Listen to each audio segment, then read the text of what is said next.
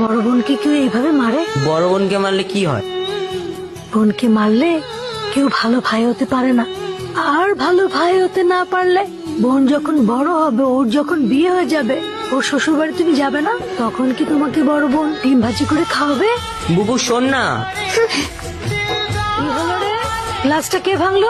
না না মা, কিছু হয়নি, আমার হাতে লেগে গ্লাসটা পড়ে গিয়েছে। বুবু সরি, প্রমিস আর কখনো করবো না। হইছে, এবার তুই এখন খা। তাহলে তো শ্বশুর বাড়ি গেলে ডিম ভাজা করে খেতে দিবি তো?